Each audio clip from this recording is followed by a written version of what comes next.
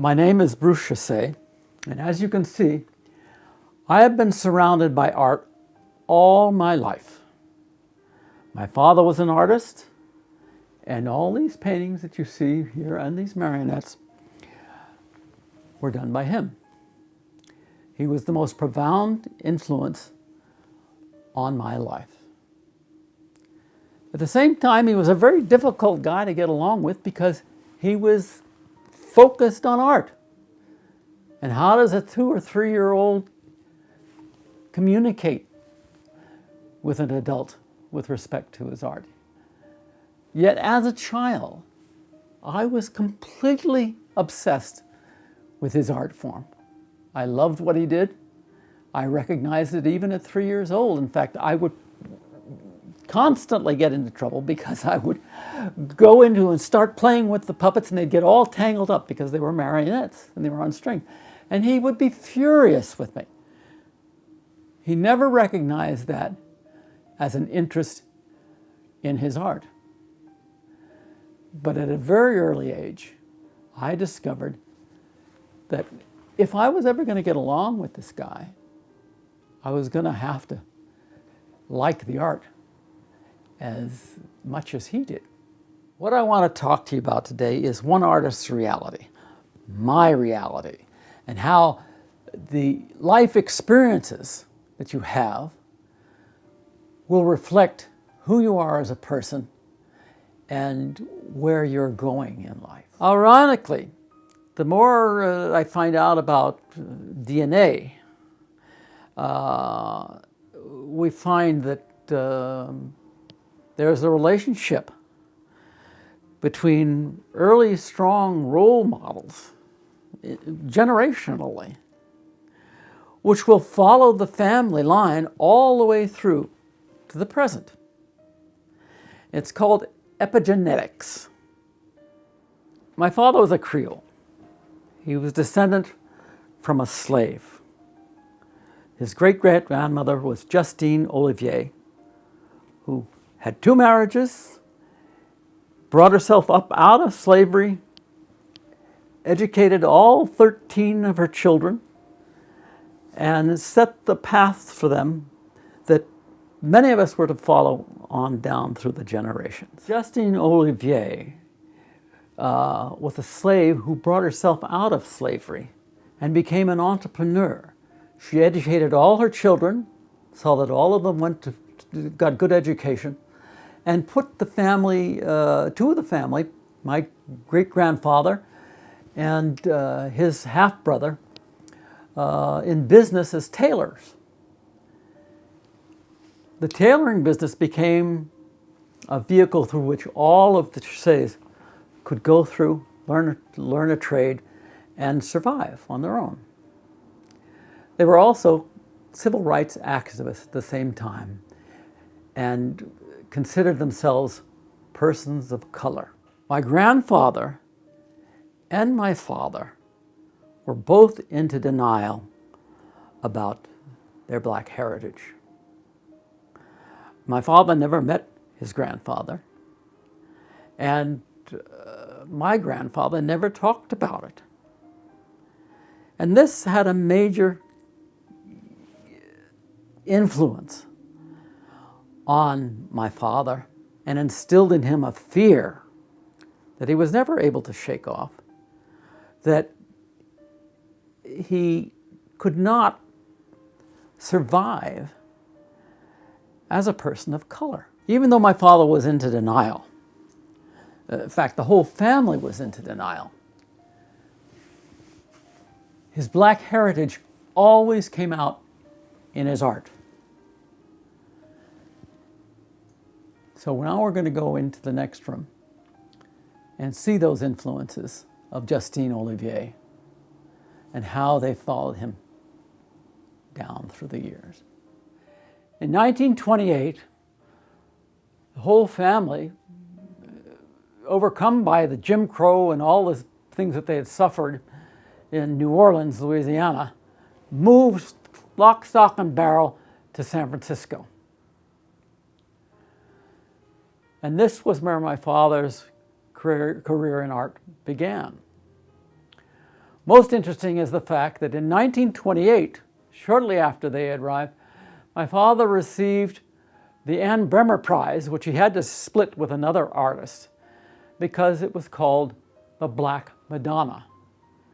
And I don't think anybody had the temerity to paint the Virgin Mary as a black woman before. But it had its impact. But as you can see, my father's black heritage, he could not escape from it. He had to express it on canvas. And when you look at these paintings here, which are all of 5 very strong women, and very independent, strong women. And I can't help thinking that all of these represented some aspect of Justine Olivier, the slave great-grandmother that he was descendant from. These paintings, when they were first exhibited in the 40s, were not very well received, because the art community at that time couldn't understand why this white man was painting black imagery. But what this represents is something that he could not get away from. He had to paint it. He had to express himself on his painting, and that was a path that my father followed all his life. He painted those things that he loved and cared about and had full meaning to him. The French Quarter in New Orleans in 1906 was the center of the Chesse family universe. They had a house on the corner of Burgundy and Kellerick near Esplanade in the Faubourg Marigny. The family home was built by Simon Esnard in 1830. On his death, my father's grandmother, Rosa Esnard, inherited the building. On my grandfather's father's death, the mother, Rosa, had the whole family move in with her. She died in 1907, and they lived in this house until 1928, when it was sold, and the whole family moved to San Francisco and went Passe Blanche.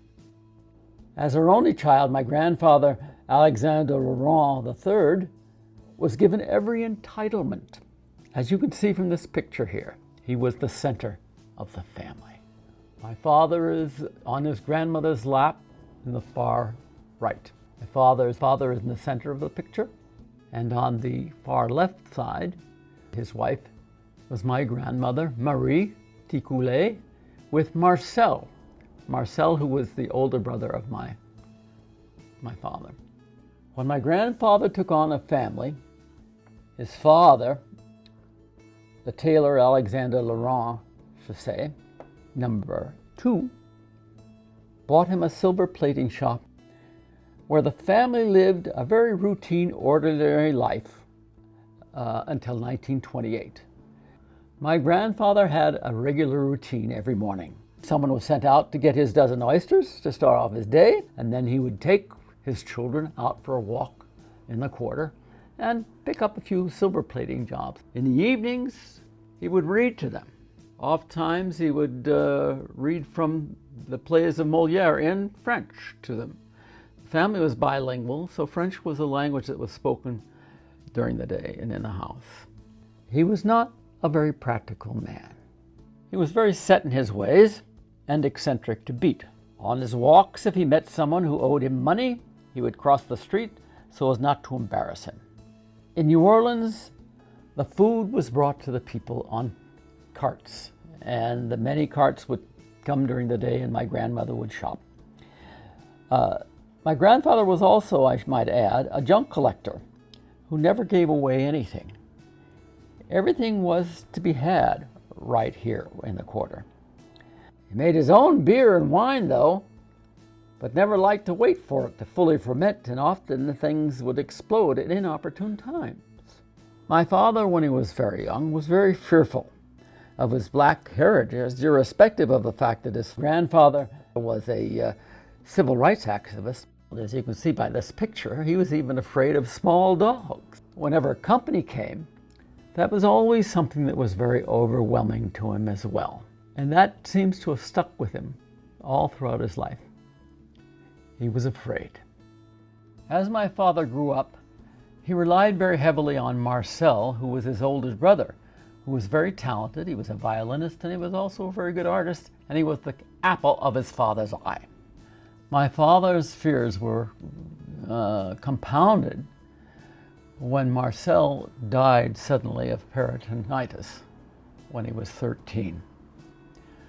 This was brought on by the fact that my grandfather was very cheap and had something of a quack doctor who misdiagnosed the appendicitis, which caused the peritonitis. The death of Mars was a huge blow to the entire family. I was so tiny I could be made to smile or laugh or cry by these friendly giants with their funny antics, or with words of reprimand. Large objects frightened me. Barking dogs terrified me. Loud noises, thunder, lightning, and howling winds threw me into a panic. This would send me running for the protection of my mother's comfortable bosom, which always allayed my fears. It was a strange, mysterious, unpredictable world full of strange people and unexplainable happenings, and I was apprehensive of everything.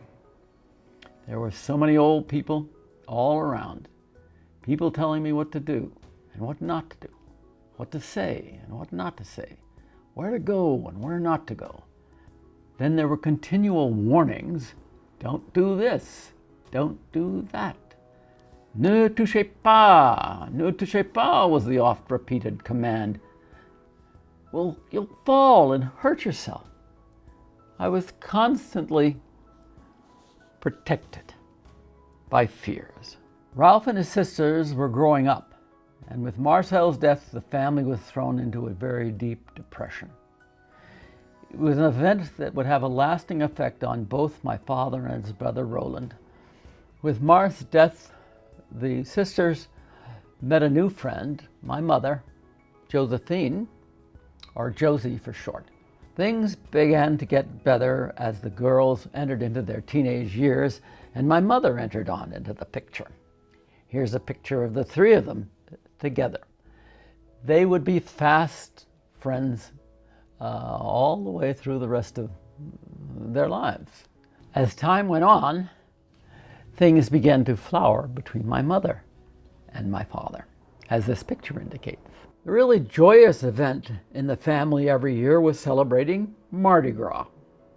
This allowed the family to toss aside their fears and take part in the revels that accompanied the annual Easter celebration. My father would costume everybody and do makeup, and it became a total art project. And it was a time when everyone came together and could escape into their imaginations for a while. My father took great pleasure in taking charge of the organizing activities of Mardi Gras. It also led him to the theater, and he began working artistically very early on. And it led to his involvement with the Petit Theater in the Vieux Carré. Here is a picture that he did when he was only 18. At 19, he went to work at Le Petit Theater as an actor and assistant to the stage manager, Mark Antony, and he also was the lead makeup artist for them. His reward was small parts in touring companies that would come to town. He had his first art exhibit in 1920. It was in his art that he began to show a great interest in the black culture that surrounded him in the French Quarter. Although in denial about his black heritage, black imagery began to consume his interest. In 1921, he turned to block printing. So here are a few images, and you'll notice that these are mostly New Orleans background. He drew very heavily on what he saw in New Orleans during his childhood and his formative years. And he was making his comment on the black culture. Although he was in denial himself about his black heritage. It was very evident in his art and continued to be evident in his art all throughout his life. He kept returning to the black imagery. When Ralph first met Blanding Sloan in San Francisco in 1921, he was introduced to the art of wood linoleum block printing and etching. He lived in Sloan's North Beach Art Center, which was jerry-built from temporary housing left over from the 1906 fire and earthquake. My mother followed him to San Francisco in 1926, and while she was there, they decided to make a cross-country trip to New York and eventually got married there. While there, he worked for Aline Bernstein at the neighborhood playhouse and saw for the first time the Moscow Art Theater, the Ballet Russe, O'Neill's Emperor Jones, and the work of the American puppeteer Remo Buffano. All this became major influences in his artistic life. Fresh back from New York, he was challenged by Sloan to create a marionette production of Eugene O'Neill's Emperor Jones, which he followed up with another production, Shakespeare's Hamlet, which enabled him to play lead parts in many of the major classical plays that would have eluded him due to his small physical stature. In these initial marionette shows, he gave jobs to all his sisters and brother, and each in turn found a husband and wife, which again changed their focus and broadened their lives. New Orleans was now behind them. This also gave his sisters Vonnie, Ding, and Leslie an opportunity to branch out into other performing areas. In 1930, my grandfather and grandmother bought a house on the Russian River in a place called Camp Meeker. This became a summer residence for all the family from the time we were young children up until we were entering high school. During the 30s, my father opened over 4 different marionette theaters and did such productions as Mikado, Don Juan, Alice in Wonderland, in which they traveled and toured in this wonderful truck.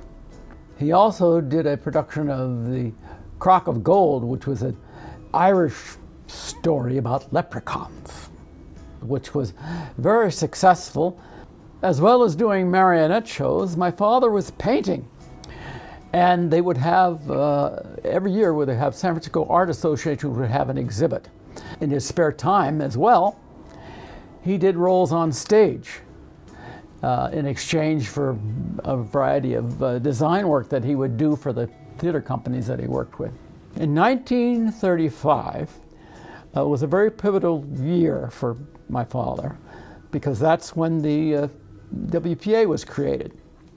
And he was appointed director for the Marionette Theater Project of the Federal Theater for San Francisco. And he started out doing marionette variety shows, which were always introduced by one of his special characters, George Bernard Shaw. Well, this was very successful, and he also did a number of regular marionette shows, which he brought back from what he was doing in the 30s. But in 1937, there were some problems down in Los Angeles, and he was sent down to take care of those problems. And he was now made managing director for the Federal Theater Marionette Theater Project for all of California. And here we see a picture of his entire Los Angeles crew.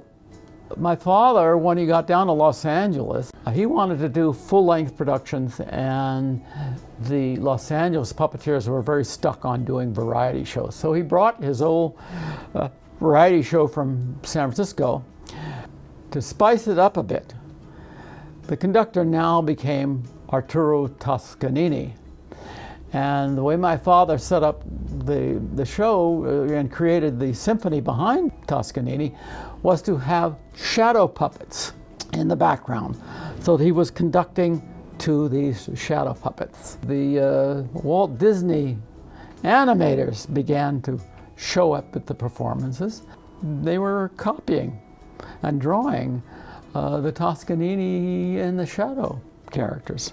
Now, a little later on, Fantasia came out.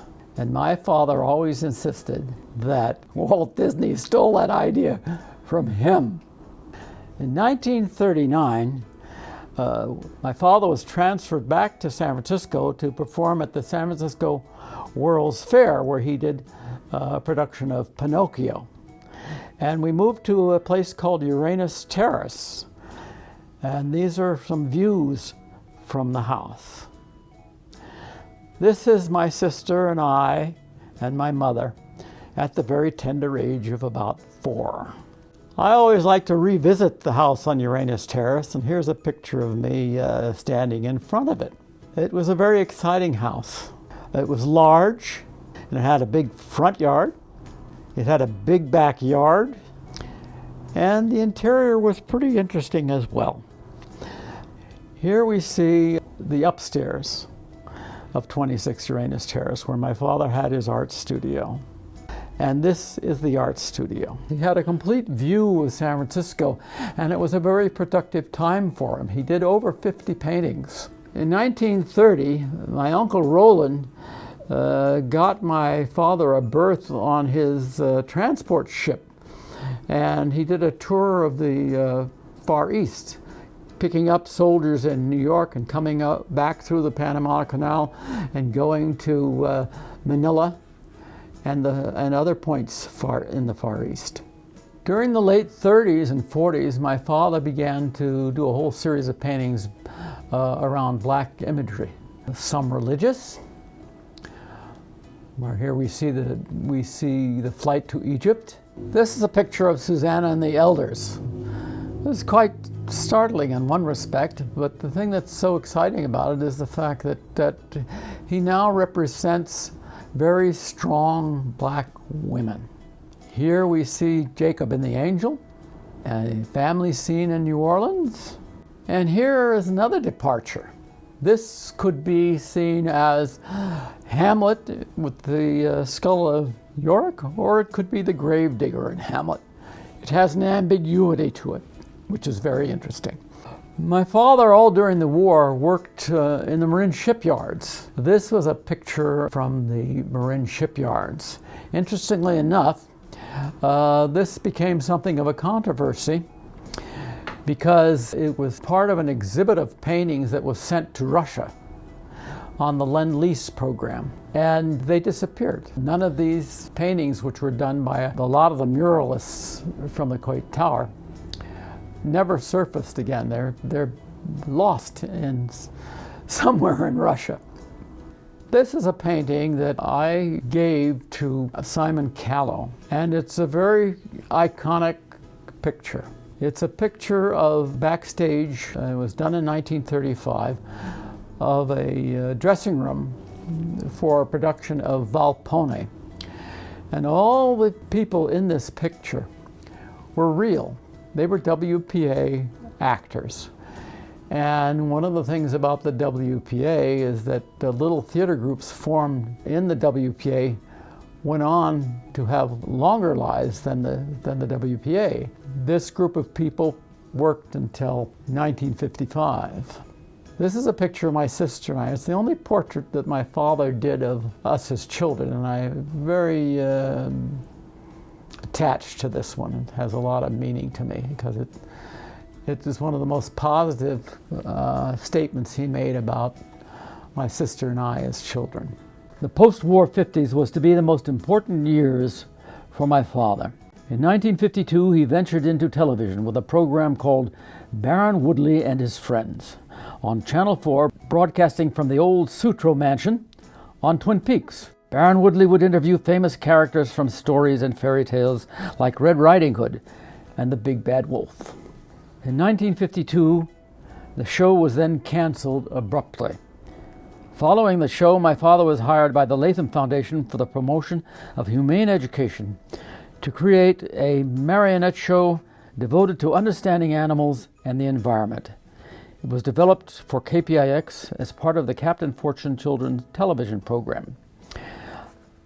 Brother Buzz was a 20-minute marionette show based on stories by Dolores Wilkins Kent, The program ran from 1952 through 1969.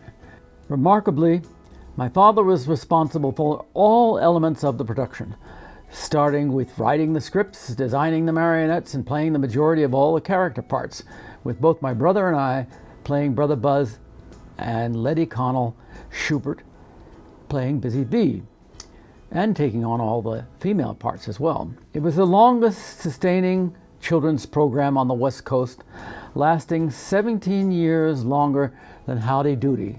It stood the test of time and became very iconic for its use of the environment and animals. Brother Buzz allowed my father at 53 to have a steady income, making possible his going to Europe for the first time in 1956.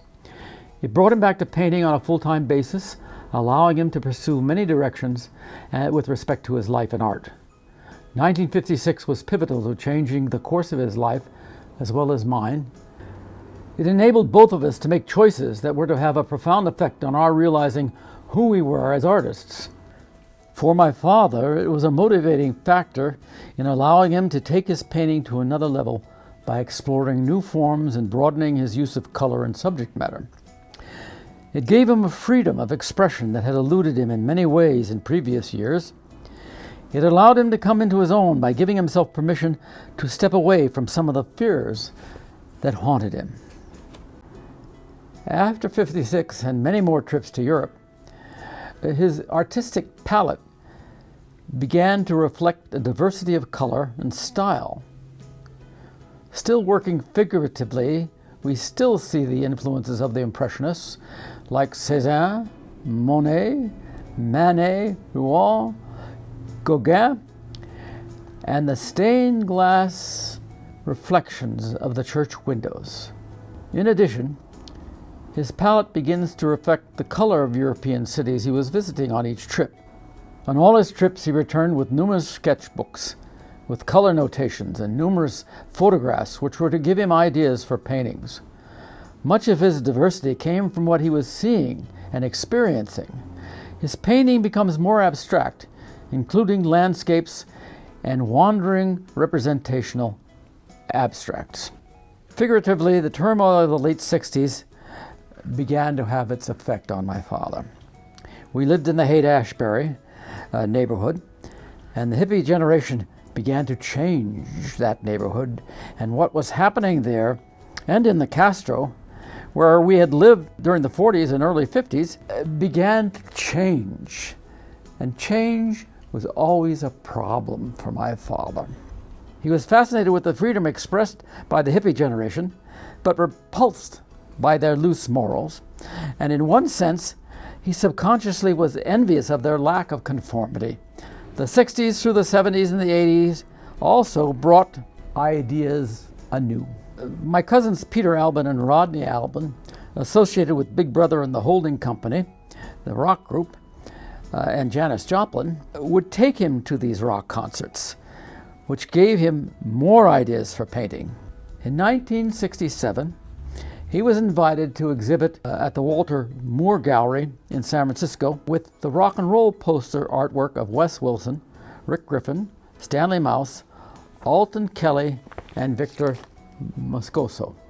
In 1979, my father returned to Shakespeare with marionettes.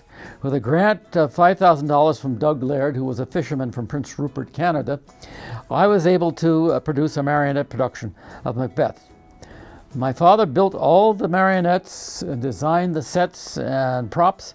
My brother took on the chore of directing. I played Macbeth, Dion Macduff, and my father played King Duncan and the Porter. The production opened at the University of San Francisco's College Theater and was transferred to the San Francisco Aquarium Theater near the DeYoung Museum in Golden Gate Park. Later that year, in 1980, I encouraged my father and brother to move to Ashland, Oregon, where they could live more cheaply. My father was very moved by the Oregon countryside, and he turned once again to landscapes and to his black roots. It was there that he and my brother mounted their last classical marionette production of Molière's The Doctor in Spite of Himself. In 1991, after 3 or 4 strokes. My father succumbed of old age, and ironically, my brother died 4 months after him of lymphoma. Now we're going to go to San Francisco, where it all began in 1928. After the earthquake and fire, North Beach was almost obliterated. There was very little left down south of Stockton Street here, but it remained a very vibrant community and undergoing a renaissance.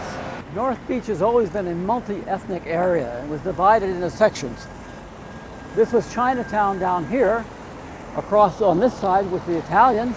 The Basques were up further up the street up here, but it was a very wonderful meeting of cultures, and it was probably one of the richest cultural spots in the city especially in 1928, when the Depression was on and you didn't have anything to live off of. Here we are looking up Columbus going towards the Ferry Building. This was the North Beach section of town where the Italians lived. Here we are looking up Broadway, which is where the Basque restaurants and the Italian restaurants were, and it's where they sort of commingled with the Chinese. During the Depression in 1928, when my father first arrived here, North Beach was the cheap rent district. You could get an apartment for $15 to $25 a month, and you could get a storefront or a large studio for $25 a month as well, which is what my father paid for his first marionette theater, which was right where the Transamerica building is now standing. City Lights and Vesuvio was where the beat and the hippie generation came together to meet and talk and buy books, and was their iconic place during the 60s. Behind me is the Flatiron Building, and that's where Enrico Banducci started The Hungry Eye, where I got to see Joan Baez for the first time and all the major comedy acts that came through San Francisco during the late 50s and all through the 60s. Also was across the street from that was the Purple Onion, and that was where the Smothers Brothers got their, and Phyllis Diller got their start. This is 12 Adler Place, which is one of the first lesbian bars in North Beach. It also became a very central gathering place for all the gay people in San Francisco at the time. Of course, they didn't have to worry about the cops here because they paid off protection. This was the Tosca Cafe. This was a great gathering place for all of us at late night after the movies or after the theater. And I would take girlfriends here because we could get cappuccinos laced with brandy and they didn't card us. Further on down here, we come to the entrance to the Barbary Coast. Born during the gold rush days, the Barbary Coast was a loose 9-block area centered on a 3-block stretch of Pacific Street, now Pacific Avenue between Montgomery and Stockton Street. It was now called the International Settlement. Prior to the earthquake and fire, it was also the center of the red light district and the place to go for entertainment of any kind. After the '06 earthquake, it was almost obliterated. The Transamerica Pyramid is what replaced the Monkey Block, which was where my father had his first marionette theaters.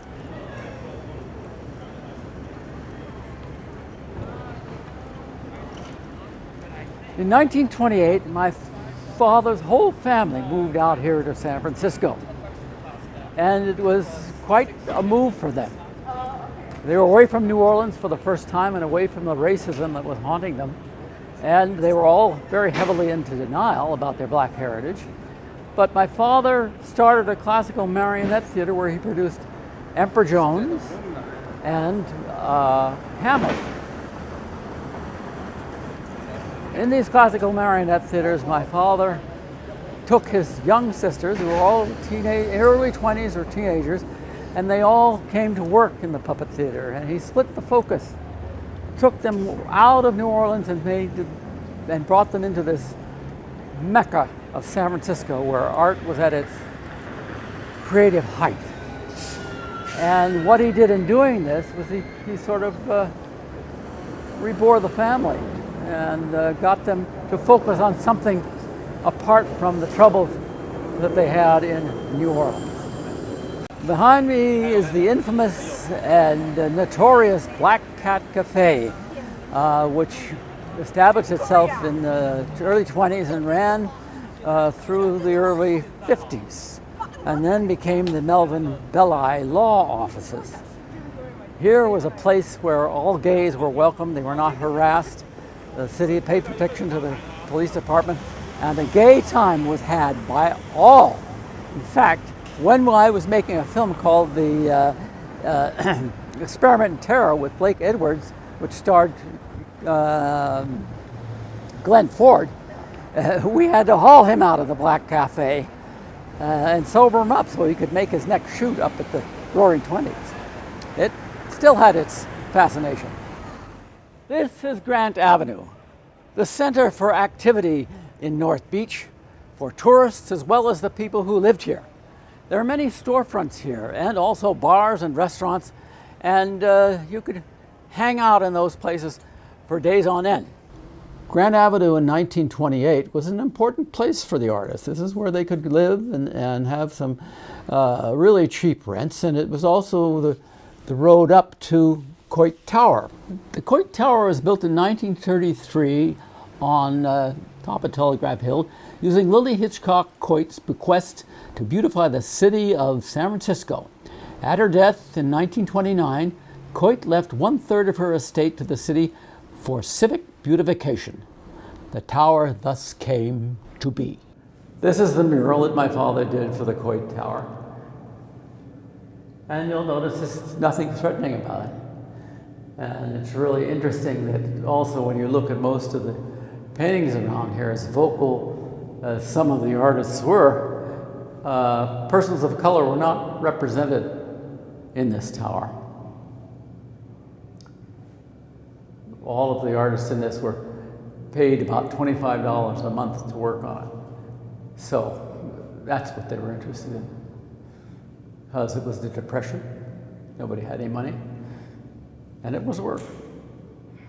The portraits on the stairway were done by Lucien Labeau, who was my father's best friend and who wanted to go very badly to Burma and draw the war, and was killed at a very young age in the plane before, just as he got to Burma, the plane crashed. And so that was the end of his life.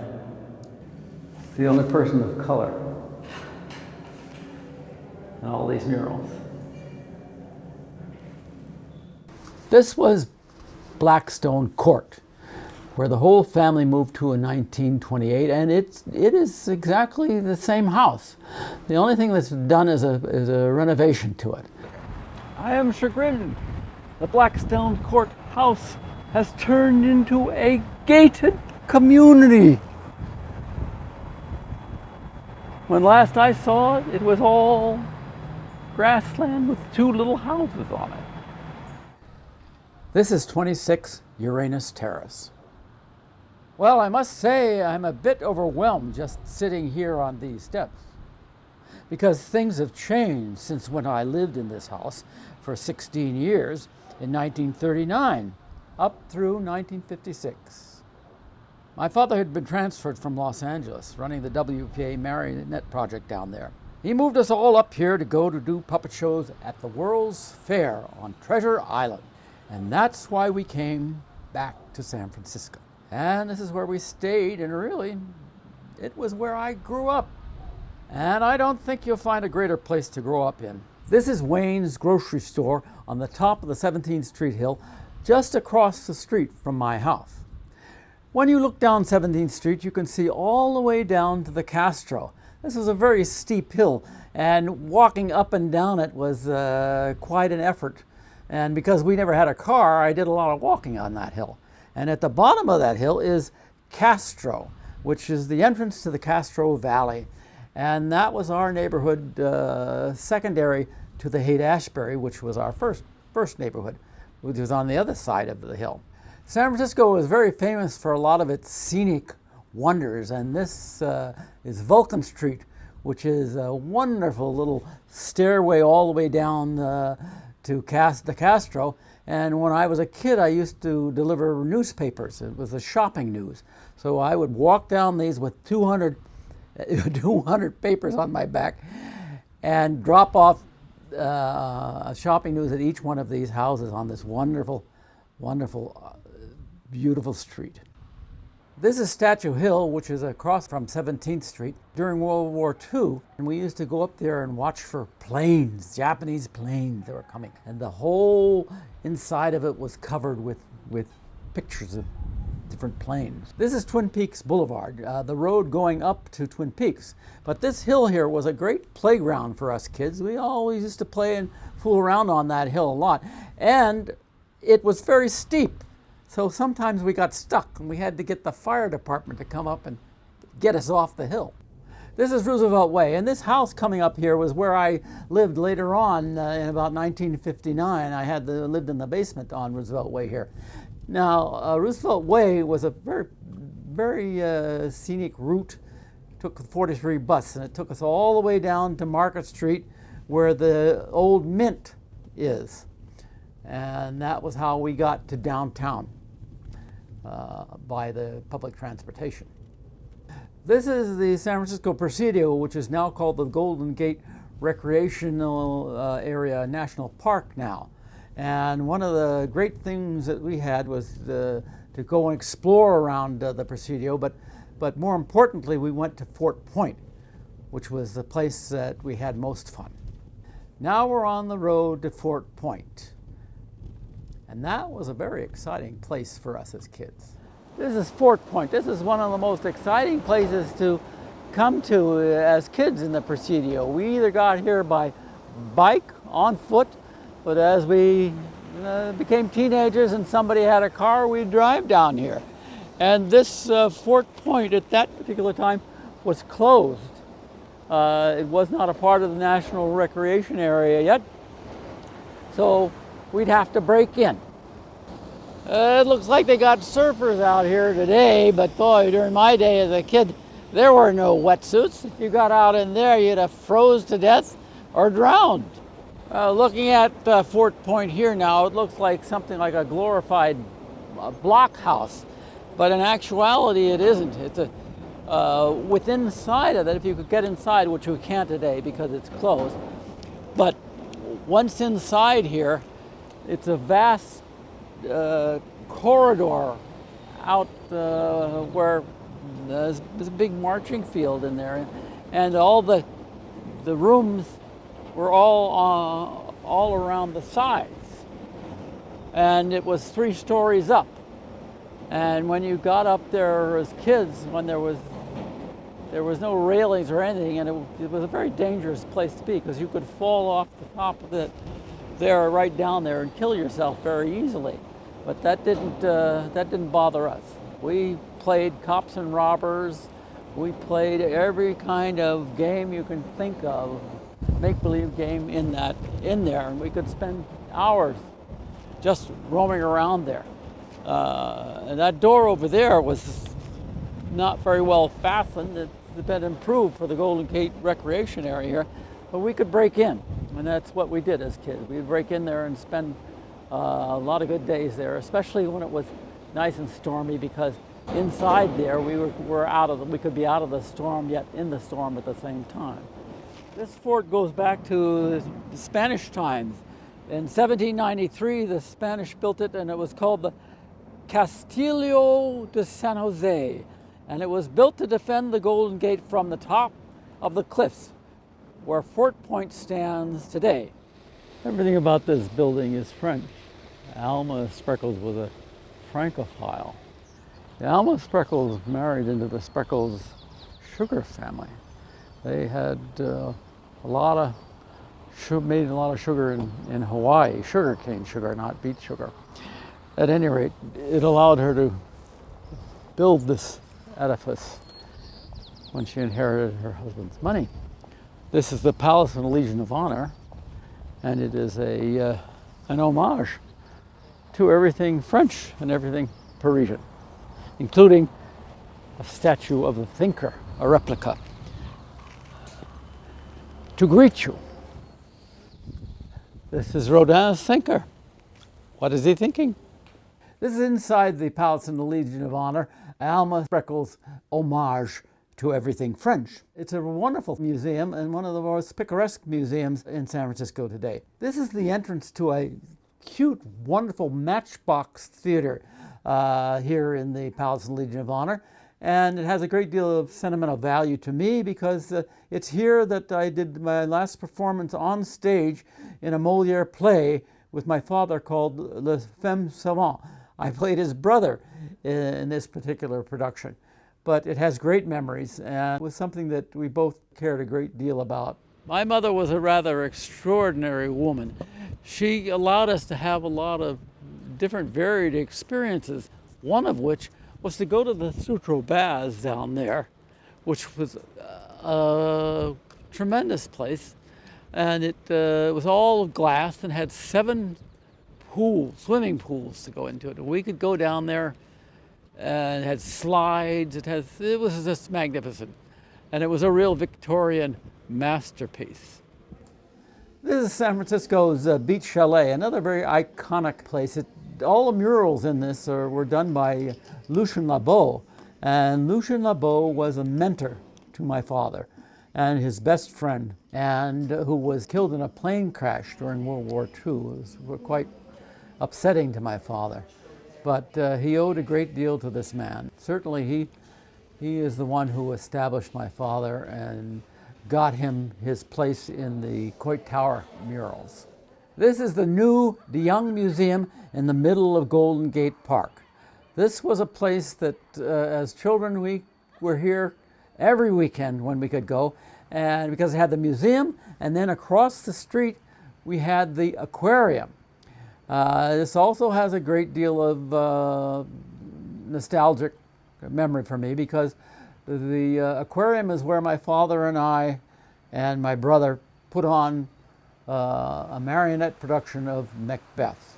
Now here we see the bandstand, and the bandstand too has a little nostalgia for me because this is where they would have concerts in the summer during opera season. And famous opera singers would come and sing in this bandstand, and I would be there every Sunday when they would have these concerts. And it was a great source of pleasure as kids. The Haight-Ashbury was my neighborhood, and this is where we spent a lot of time also because it was right next to the Golden Gate Park. I also went to high school at Lowell High, which was just a couple of blocks away from the Haight-Ashbury. So it was an important part of my life all during my childhood and my high school years. Changed considerably now, and it was also became something else when the hippie invasion took over in the 60s. And my cousins, Rodney and Peter Albin, who was the head of the Big Brother and the Holding Company, they are the ones that brought rock and roll to San Francisco at a place called 1090 Page, which was owned by my uncle, and where they put on the first rock and roll concerts. It was quite interesting. The city fathers did not like the hippies, and they were instrumental in trying to drive them out of the Haight-Ashbury, but they weren't very successful at it because the hippies knew how to use lawyers. It still has the flavor of hippiedom today as you go down and look at it. But it was the summer of love that gave Haight-Ashbury its iconic eclecticism. Crossing Market Street, we come up on the Castro Theater, which was a real haven for me on Saturdays, so I could see matinees of movies and cartoons. The upper level of the Castro we didn't much go into because this was a Mexican American neighborhood, and you could get into trouble if you went into the balcony of the Castro Theater.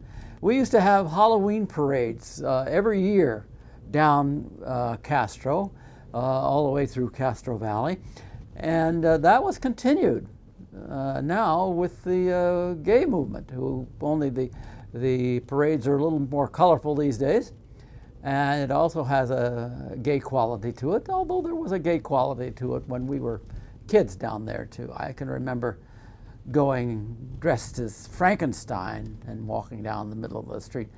But I never got a prize. I never won the prize for the best costume. It was always a disappointment for me.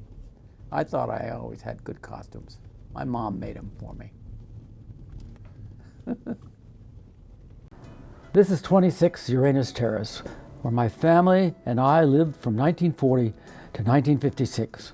It was in this house that my twin sister Renee, brother Dion, and me were to experience San Francisco in a way that was to dominate our lives immeasurably. San Francisco afforded us an opportunity to live a cultural life that few children experience in their lifetime. Both my brother and I began working with my father in his marionette productions at early ages. At 13, I was doing department store holiday shows, and in 1948, I joined the San Francisco Boys Opera Chorus under the leadership of Matey Bacon, where we performed with stars of the golden age of opera in the 40s. Interestingly enough, my interest in opera came about in the 4th grade, when every year we were bused to dress rehearsals of the San Francisco Opera by the school district. My relationship to my father was always a difficult one, especially when I was very young. He believed in the old adage that children should be seen but not heard. This was something that I did not adhere to, because I was what would be called in later years hyperactive, or suffering from ADHD. Now, this behavior became apparent in school around the 5th grade, when my teacher convinced my mother that I should be retained because she felt I wasn't working up to my potential. My response to the teacher was that I wasn't stupid, and if she retained me, I would graduate from high school with my twin sister in 3.5 years in spite of her, which I did. The stress from this happening led to my gaining weight in high school, and at one point I weighed as much as 200 pounds. My saving grace was that I recognized early on that to get his positive attention, I had to understand his love of art and theater. Working with him was a means to an end. However, getting him to take me seriously was not easy. I did not have the requisite skills, and it took me some time to learn how to earn them. To do that, I decided to move to New York. 1956 was a very pivotal year for me. It was the point where I decided that I wasn't going to get anywhere as long as I was at home, and I had to leave.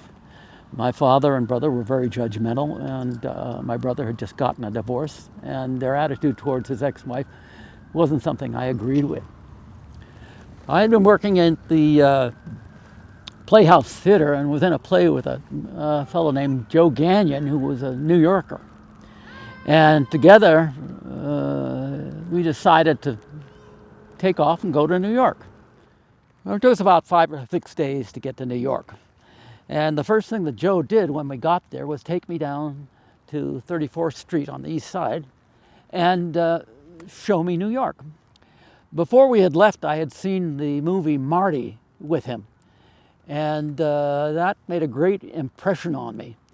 And he knew that, so he took me right down to where Marty was filmed.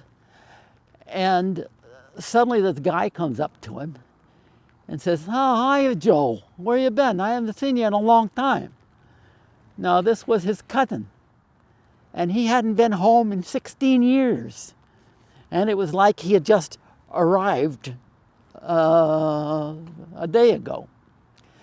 And in the movie Marty, there was a scene where the four Brooklyn guys got together, and one said to the other, "Well, what do you think we ought to do?" "I don't know. What do you want to do?" "I don't know."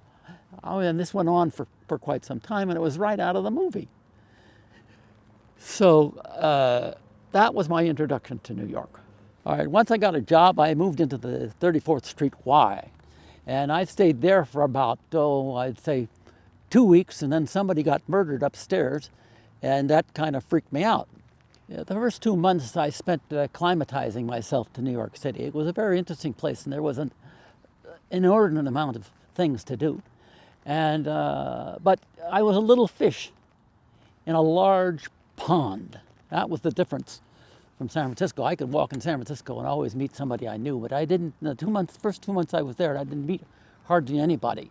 So I spent all my time going to plays, reading books, and generally seeing what it was that New York had to offer.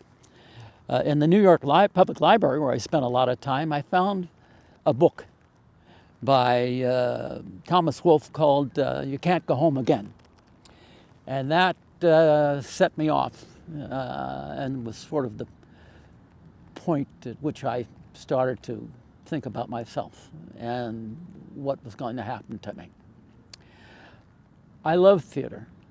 I saw some of the finest plays I'd ever seen in my life in New York, and also movies. I went to movies quite a bit.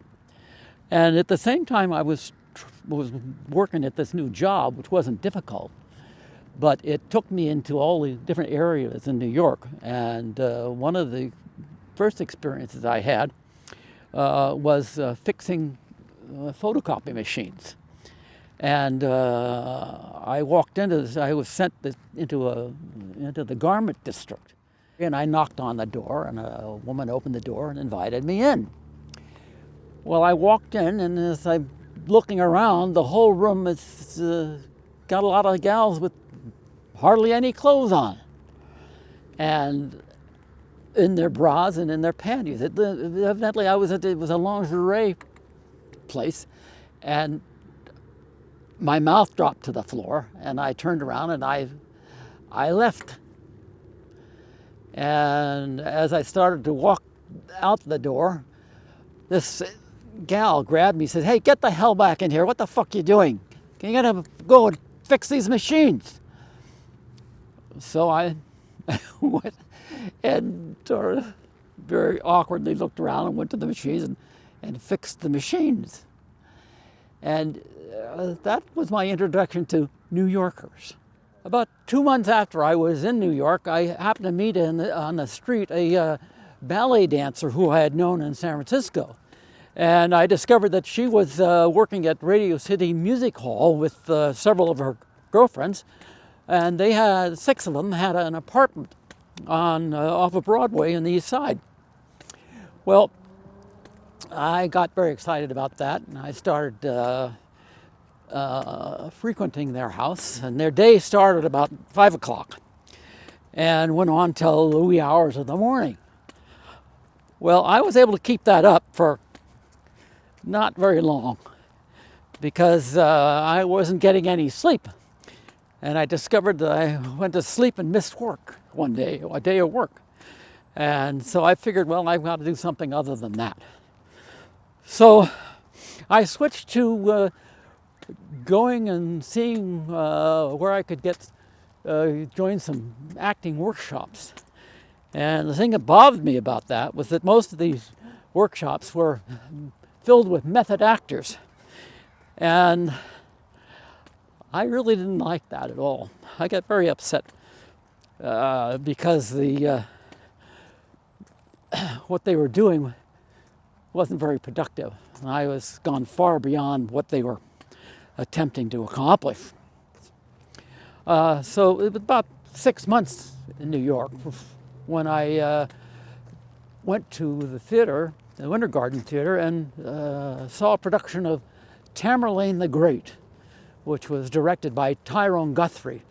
And it starred Anthony Quayle, who was a very well-known Old Vic theater company. He worked with Olivier and John Gielgud. Well, I was very interested in meeting him, but I didn't know how I could go about doing that. At that time in New York, Variety and the Hollywood Reporter would publish the addresses of all the actors who were performing on Broadway at the time. So you could find out what hotel they were living in. And I decided, well, I'm going to take a run at this. So I went home and I typed a letter to Anthony Quayle complaining to him about the method acting and how I wasn't interested in that at all, and I would like to go to London and study acting in London. And I sealed the envelope, signed it, and then I walked around his hotel 4 or 5 times and got up the courage to go in and leave it, the letter for him at the desk. After 2 days, much to my surprise, I got a phone call from Anthony Quayle, who was very charming and very nice. And I explained to him asked him how I could go to London and get enrolled at the Old Vic Theatre. And he said, I'm just about to take off for Hollywood and appear in a Tarzan movie. I can't do much for you now, but I'll give you the phone number I'm here in town with the casting secretary for Stratford-on-Avon. And I'll give you her phone number, and she can probably help you out and figure out a way where you can get to London and introduce you to some people at the Young Vic, and maybe get you enrolled in school. Oh, I was speechless. I couldn't believe my great fortune. And so I very excitedly thanked him very much and took down the phone number and decided to call her. 3 days later, I gave her a ring, and again, she was very charming and very nice and was all set to help me. She said, well, I'll be happy to give you the introductions. After the conversation with this wonderful lady, I decided that I better go to the consulate and see if I can go to England. And I said, oh, what do I need to do to get a visa? Well, he said, you have to write your draft board. He said, you can't leave the country unless you have permission from your draft board. After about a week, I got a letter from the draft board. And very excitingly, I opened it up and looked at it, and my face fell to the floor. They told me that I couldn't go to England. Very reluctantly, I called the gal from Stratford-on-Avon at her hotel, and I could hardly even talk to her. I had to go and tell her that they wouldn't give me permission to leave the country, and I was in tears by the time I ended the conversation. I was depressed for 3 or 4 weeks and really angry about the whole situation. And in the meantime, I was working I was still working at the photocopy store. And the guy who I was working with was telling me about how he was going to go into the army, that he had to join the army. And I was so mad. I said, well, why the hell don't I do that? So I went down to 42nd Street, Times Square, and to a recruiting station to inquire about enlisting. After I left the physical, having completed the physical, I was given a date to report for induction. I was told that I was going to be going to Fort Dix in New Jersey for basic training.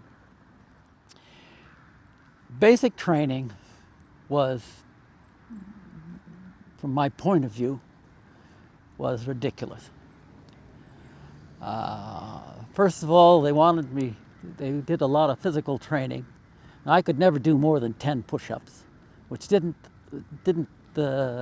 meet their satisfaction at all. And I barely got through the 8 weeks of training.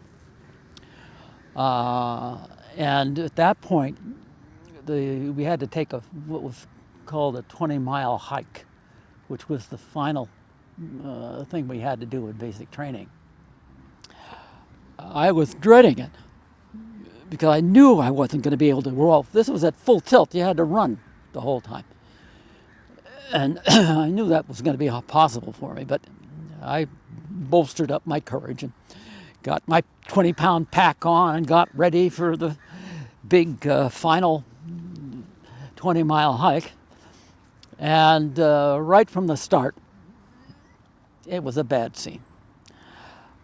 I could only go so far, and then I started falling back. And so these guys who I was running with would grab me and haul me all the way up to the front of the line.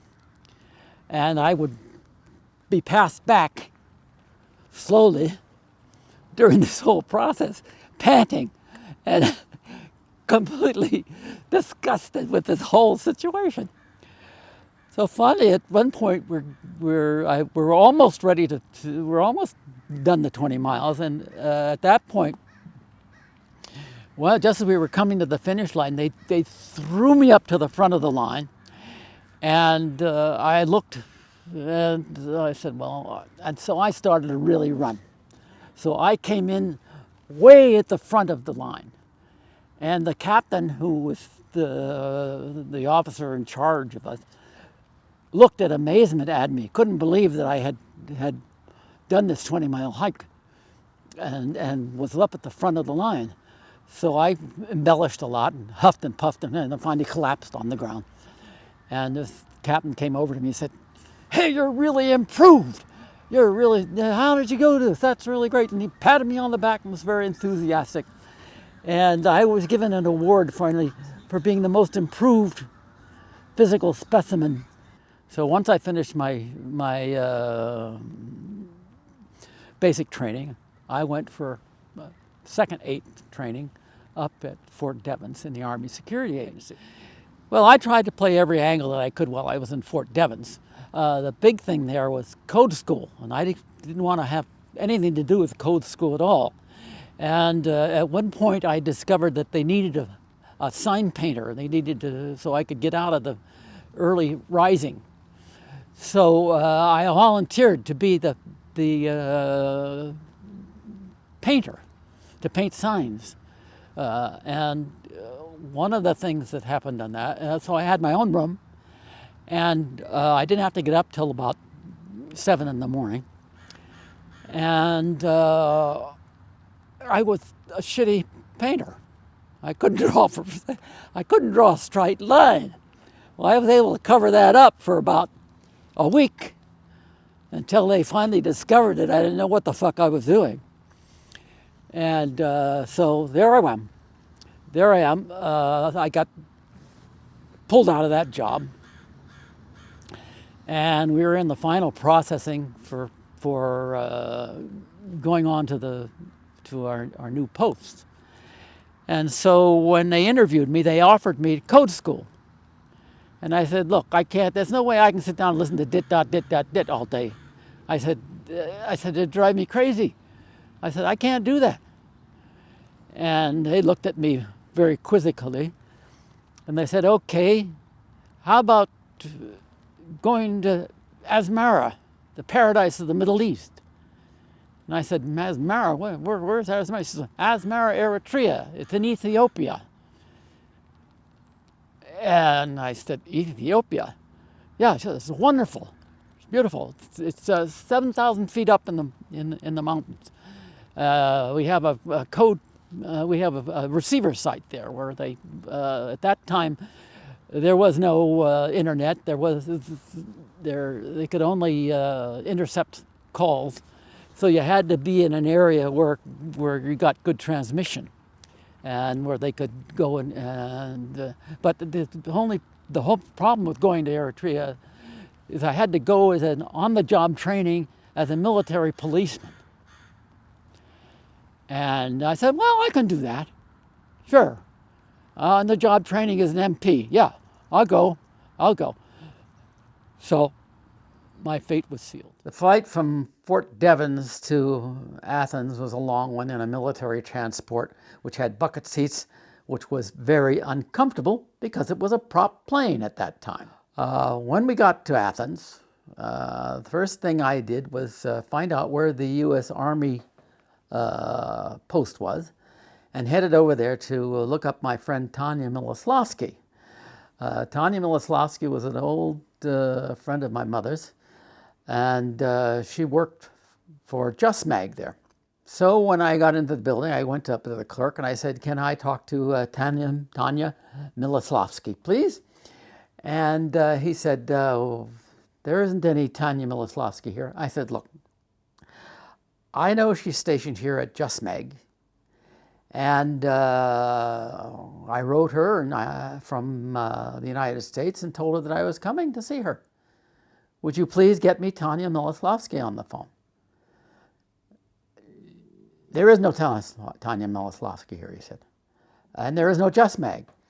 Well, that set me off. I started to make a big disturbance and ranted and raved. The phone rang. The guy picked it up and he handed it to me. It was Tanya. She said, "Meet me around the corner in 5 minutes and I'll tell you what it's all about. But get out of there." So I thanked the guy and turned around and left the building and went around the corner. And there was Tanya coming to meet me. We embraced and she said, "Boy, you really caused a ruckus there. Did you know that?" I said, "Why?" "Well, what's the matter?" She says, "Nobody's supposed to know that Just Mag has an office here. And I happen to be a spy." "Oh," I said, "a spy? Oh, well, that's a fun job, isn't it?" I said, "Well, let's go to my place and we'll go and talk the evening out." The next morning we went to the Parthenon and then she drove me out to the plane, which was to take me to Khartoum, Dhahran, and then finally to Asmara. We flew into Asmara. Coming in was very exciting because it was 7,000 feet up in the mountains, and it was a plateau. And you could see the Eritrean highlands, and you could see all the way down to the port of Massawa on the Red Sea. When my plane landed, I was met by a sergeant in his jeep, and he took me to the military police barracks at Point Agnew Station. I was very tired. And so it was early in the evening, and I went to bed and fell asleep very quickly. At 11 o'clock, there was a great commotion. The barracks was totally dark, but I heard all kinds of activity going on there, and I couldn't figure out what the hell was going on. There was a lot of talking and a lot of movement. And all of a sudden, a light went on, and there I saw a woman, obviously an Eritrean woman, who was having sex with two guys at once. Then the lights went out. And this went on from, I'd say 11 at night till 5 or 6 in the morning. At 6 in the morning, the door opened, and in came the sergeant and the head of the military police barracks, and we were all ordered outside to stand at attention on the parade ground. Well, the first thing that happened was that the sergeant began to berate us for that night's activities. And he went around to each guy and talked to them until he came to me. And when he asked me what I was doing that evening, I said, "Well, I was woken up, but I said, I didn't know what was happening. I just got here." "Oh, you're the new guy." I said, "Yeah. Well, you go into the barracks. We don't need you out here. You weren't a part of this. You didn't know what was happening." This was my introduction to the total hypocrisy of the United States Army. And this was just the beginning of what was to befall me early on in my time at the station here. A couple of days later, I was asked to qualify on a .45 automatic, so a guy arrived in a Jeep and said, "We're going out to the dump." And on the way there, he stopped at a little village hut and went inside and brought out a dog on a leash. The dog was absolutely going bananas. It was a very sick dog, to say the least. So we put the dog in my lap and we drove out to the dump. Once we got to the dump, he released the dog, handed me the .45 and said, "Okay, shoot it." And I said, what do you mean? He said, shoot it. And that's how you're going to qualify on the 45. I said, oh, not me. And I turned around and saw a little tree there with several branches on it. And I took the 45 and I shot the branch off the tree. And I handed him the 45 and said, now I'm qualified. You kill the dog. And I walked away and got in the Jeep and waited for him. The next day, I was supposed to qualify and get my driver's license. And to do that, we had to learn how to operate a 2.5-ton truck and a Jeep. All right, we were brought into the motor pool and we were given the following lecture. He said, anybody who hits any kind of animal must stand guard over that animal until someone arrives to prove that it isn't a pregnant female. The reason for that is if they can get the animal into the ground, you're going to have to pay for 1.5 animals. The next thing, the second part of the lecture, was to tell us that if we ran over any individual Eritrean, you should back up over them and make sure they're dead. I wasn't sure whether this guy was serious or not, but that's what he said. I got another surprise 2 days later. I came down with asthmaritis. Now, asthmaritis is an altitude sickness that happens when you're 7,000 feet up in the mountains. And it causes you to have diarrhea and upchuck continuously all at the same time. So as soon as this happened to me, I was sent off to the post-infirmary to have the doctor looked at me. Well, the doctor looked at me and said, well, there's nothing wrong with you. You got asthmaritis. Go back to the barracks and stay in bed for 3 days.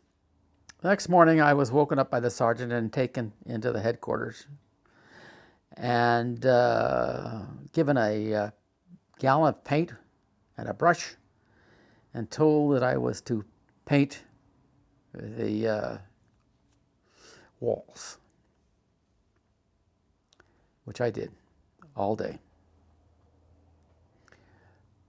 The next day, I woke up and I was sick as a dog. I could hardly talk. And it was so bad that they said, well, we're going to have to take you back to the doctor. So they took me back to the doctor, and the doctor opened my mouth and looked at me. He said, what the hell have you been doing? And I said, well, they've got me painting the barracks with lead paint. So the doctor looked in my throat and found out that it was infected, took me back to the military police headquarters and called out the captain and the sergeant and immediately reamed them up one side and down the other and told them that I was to go to bed for 3 days and under no circumstances was I to paint the barracks because I had become infected by the lead paint. Okay, several days later I was brought into the captain's office and told that I was being transferred to special services. And that was because I had to publicly embarrass them. When I arrived at special services, I was given the job of taking care of the library and issuing games for anybody who came in during the day for a little R&R. The bad part about that was that the lieutenant told me that I was not to sit down at any time during the day when I was doing this job. I had to remain standing the entire time, which really pissed me off. Another surprise that befell me was when I was called into the lieutenant's office, handed a sheaf of papers, and told to take them over to the table and fill them out. When I asked him what they were, he said, well, these are papers from the test papers from the University of Maryland that I want you to take to get me a year's college credit. there didn't seem to be any end for the kind of shit that the Army wanted to put me through. And I couldn't protest, otherwise I was in trouble.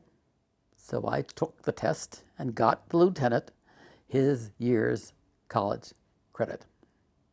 I think I was one of the only early recruits who'd been to college, because most of the kids were, 17, 18 years old on the post. There was no end to the deviousness of this lieutenant. One day we were taking a lunch break, and when we came back to the wood shop, everything was thrown on the floor. Someone had completely trashed the place. I immediately ran over to the lieutenant's office and went in, and I said, sir, something terrible has happened. Someone has come in and trashed the wood shop. And they looked me straight in the eye and said, yes, I know. I said, oh, yeah, I did it. Anytime you leave that wood shop alone, you're in trouble. Now go clean it up. Well, I thought this was the end to all this, but there was more to come. And by this time, I'd had it up to here with this lieutenant, especially since he was 20 years old and younger than I was in the first place. And secondly, he was a dodo. I was getting pretty bored with what was happening in the service club itself. So I went to the lieutenant and I asked him whether or not I could put on puppet shows, because I knew there were a lot of base children who might enjoy something like that. So he said, sure, no problem. Or the next day I started to plan the puppet show. So I wrote a little script, and there was another PFC who was working in the service club, who was kind of a quirky character. And I thought, well, I'll get him to work with me on the puppet show, because there's no fun doing them alone. So I got him, hold of him, and I asked him if he would help me with the puppet show. And I said, can you do voices? And he said, yeah. I said, I do English accents. I said, okay. So I wrote this show called Captain Spastic and Whiffy versus the Green Globs. And this guy was going to play Whiffy, and he had a Cockney accent. So the time for the performance came along, and about 100 people arrived. That was kids and what have you. And so we got them all seated and organized, and we got behind the puppet stage, and we started to do the puppet show. The next day, to our surprise, or my surprise, I should say, the lieutenant called me into his office and had me stand at attention and looked me straight in the eye and said I was in trouble, that he was going to promote me to private first class, but on the basis of the puppet show, he was not going to do that. I said, what?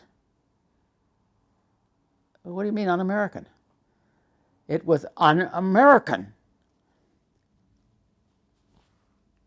You were using a Cockney accent in that show. But I said, that's the only kind of accent that he could do.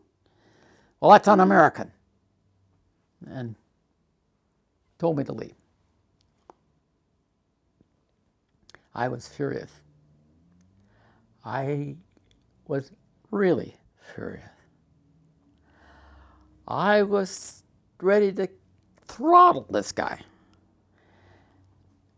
But I knew I couldn't do that. So I had been working Sundays for the chaplain, for the church services. So I went in to see the chaplain.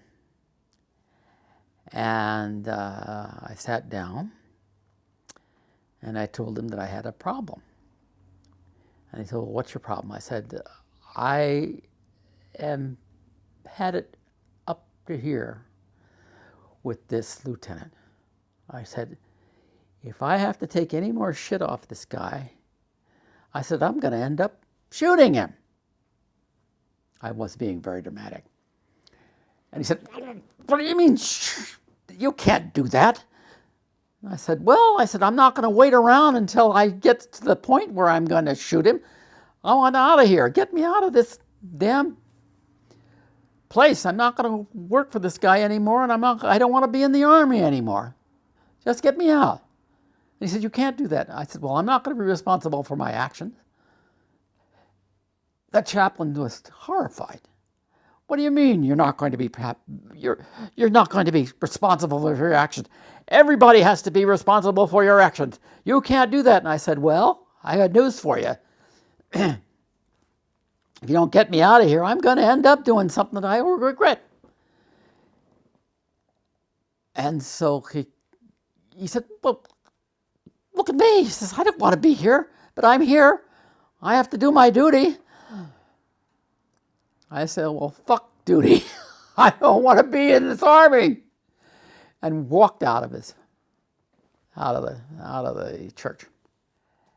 After I left the chaplain, I began drinking in the evening at the NCO club, and it got to a point where I was getting a little unruly, and finally, after about 2 months, they finally decided that the doctor finally was able to convince them to transfer me to Libya for some rest and recuperation.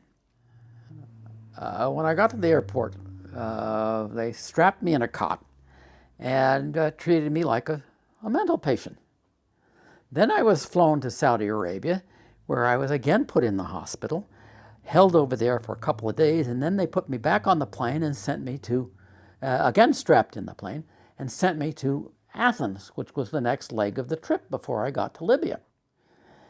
At the airport, they said, "Well, the only place we've got for you to sleep is on a gurney in the emergency room." And they said, "But do you really want to do that?" And I said, "Well, not really." I said, "Can I go into Athens?"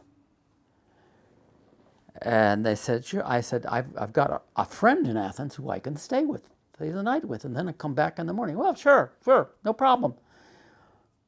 So I called up Tanya and went and stayed the whole day with Tanya, and came back the next morning, got strapped into the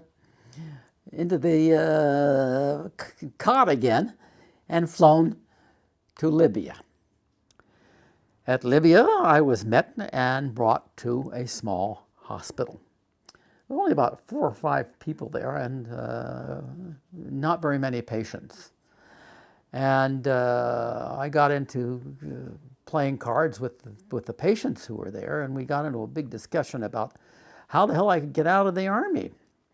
And they said, "Well, the only way you're ever going to get out of the Army is if you get to Frankfurt, because that's where the psychiatrists are, and they're the only ones that can recommend you for discharge."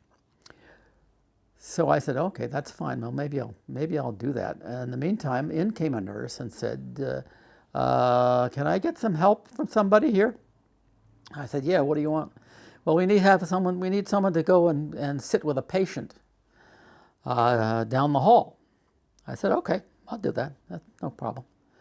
So they took me down to this room, and I went into the room, and there was this guy lying in a bed with all kinds of IVs in him, and a little excited. He was reliving the Second World War. So I sat down, I had a book with me, and I started reading my book, and then halfway through the time I was there, suddenly this guy goes berserk, jumps up, rips out his IVs, and starts to come at me. So I screamed and yelled, and immediately 2 nurses came in and grabbed him, took him, and put him back into bed, put in the IVs, and got me the hell out of there. So I went back into the day room, and I said, "What the hell is going on here?" I said, Get me out of this army. I don't care what the fuck you guys are doing, but I want out of this army. I'm not going to stay in here any longer. This is getting ridiculous. Well, that evidently was convincing enough for them to send me to Frankfurt. So they put me again on a plane, strapped me in, and sent me off to Frankfurt, where I was greeted, brought in, and brought to a real full-blown hospital. They put me on a closed ward, and this was really hairy. I realized at once that I was in a real serious ward. Most of the people in it were really nuts, and when you played cards with them, they would accuse you of cheating and would throw cards away. I mean, it was at one point they brought in a huge black guy who only lasted a day before they had to put him in a padded cell. The longer I was in there, the more I realized how sane I was with respect to everybody else. So finally, they decided that I was going to be transferred to Wiesbaden, where I could start working with a psychiatrist. And Wiesbaden was a real nice place. It was very relaxed, and I was able to talk to people, and I finally got to meet a psychiatrist and have some decent discussions about him. And I was there they kept me there for a couple of weeks. And finally, at the end of that time, the psychiatrist told me that there was nothing wrong with me, that I was a little paranoid, but you weren't having a nervous breakdown, you weren't crazy, and that he said, I'm going to recommend you go back to Asmara. And I said, I won't go back to Asmara.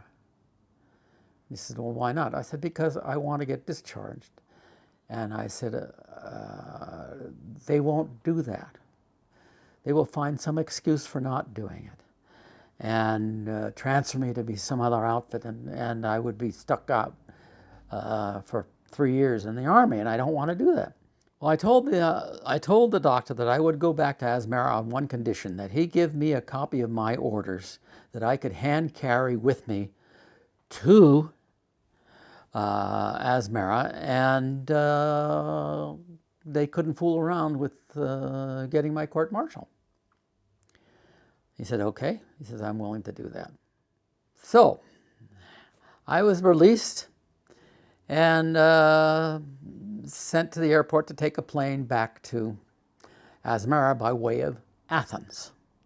I no longer was a medical patient, so I was free to have a relaxing time back. When I got to Athens, the first thing I did was look up Tanya Miloslavsky and had a nice couple of days with her, and then scheduled a plane to go back to Asmara. When I got back from Wiesbaden, I went back to work, waited for my discharge hearing. Well, time went by and nothing was happening. Then I was offered a chance to go and conduct a tour of Aksum, which was the ancient capital of Ethiopia, and also the seat where the Queen of Sheba lived, and it was a really important place to visit, and what turned out to be a fantastic experience. I was able to see more about Ethiopia, find out more about Ethiopia. I was able to teach the GIs that went with me about Ethiopia and give them some background and do something for the change that was positive. The first time I had a positive experience in the Army. It was exciting enough to me to come back and write it down. So I wrote down a report on the tour and went back to the service club and waited for my discharge. Well, things still were not moving very fast, so I began to drink some more. And the drinking got very, very bad. And at one point I got so drunk, the MPs picked me up and brought me back. And the next day I was called in front of the lieutenant again.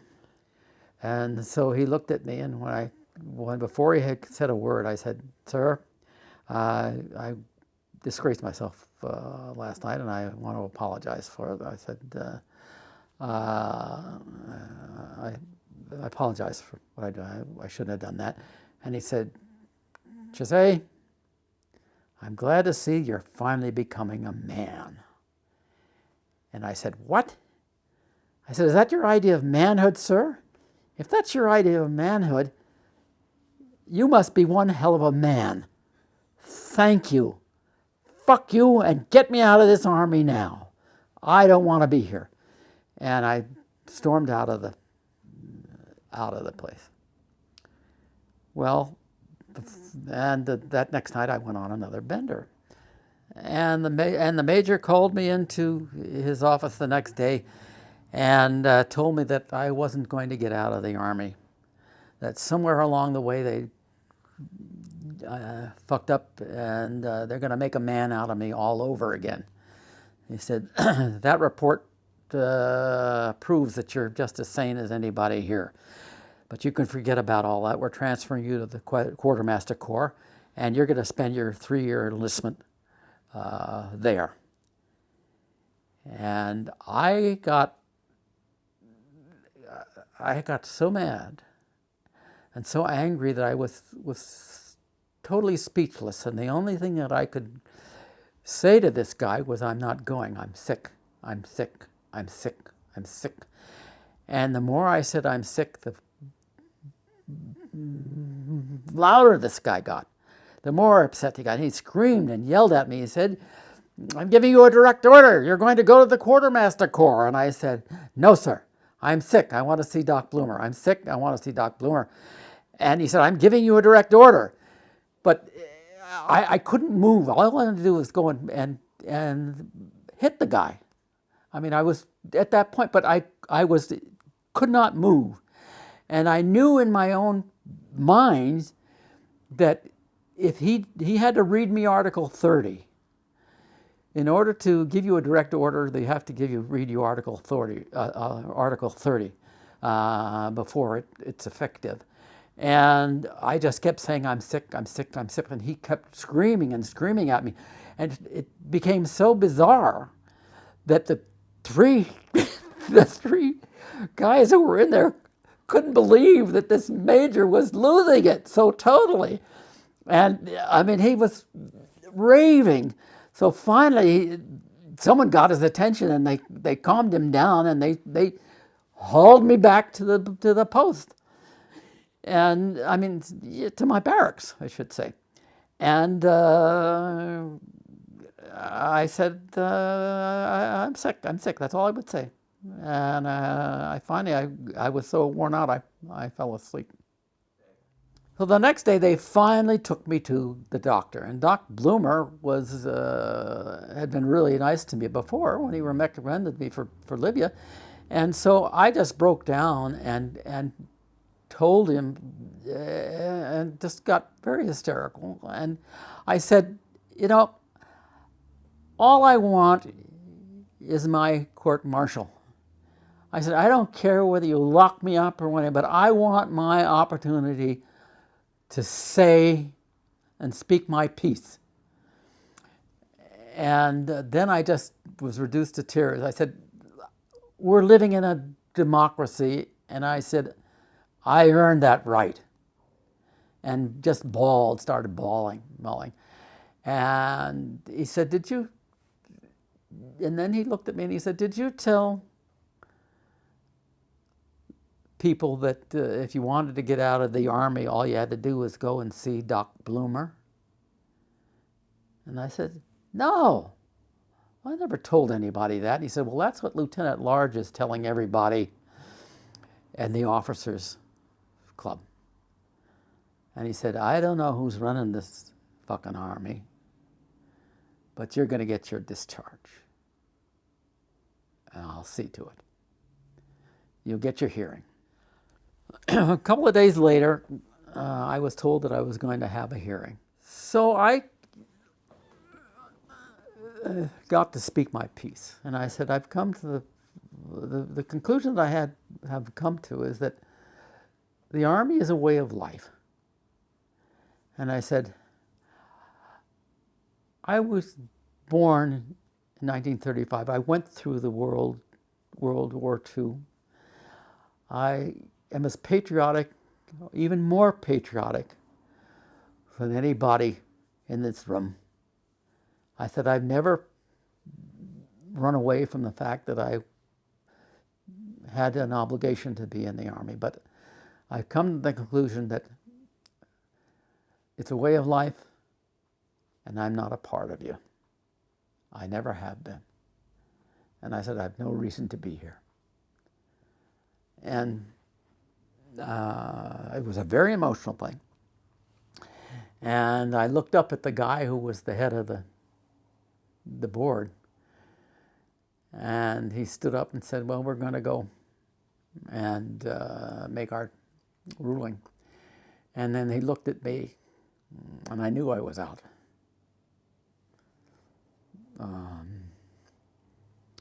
And that was a tremendous accomplishment. Even now, it makes me very emotional. Because people have been telling me what to do all my life. And this is the first time that I took charge of who I was. And I beat the Army at their own game. And that, to me, was a great triumph. Coming home again, I became somewhat exhausted by the Army's attempts at trying to reform me, yet a little bit wiser nevertheless. I then decided to return to college and pick up where I left off. Ethiopia taught me that there was more to learn than was not to be found on a darkened stage, so I switched my major to anthropology with an emphasis on social anthropology. That way I could learn the realities found in a diversity of cultures that would better prepare me as an actor for what motivates people to live their lives, and then present it on stage. At the same time, I picked up where I left off in 1953 as a freshman, doing bit parts in plays with my brother Dion, who was directing with his friend Ted Samuels and his wife. My first adventure in theater was in two plays written by Hiroshi Kashiwagi, who was to found the Asian American Theater, which continues today. San Francisco State, by the end of 1953, had moved to a new campus near Lake Merced, where I worked with my father and brother on opening the two theaters built for the new campus. We were doing The Rivals and Richard III, where at long last I was able to finally get adult parts of substance. After several months, I was to learn from a master sergeant I worked with in Asmara that my time there had a lasting effect. I was told that both the abusive lieutenant and major responsible for all my singular troubles were summarily charged and reduced in rank, and there was a run on requests for early discharges, validating the value of my experience in Asmara. Now we've come to the point where I must bring this filmed memoir to a conclusion. I've decided to continue it in written form. I will share the experiences I had in theater, puppetry, and education, and the amazing characters that have influenced me along the way. Just like my father, which has some irony to it. Hopefully at some point it'll all be publishable.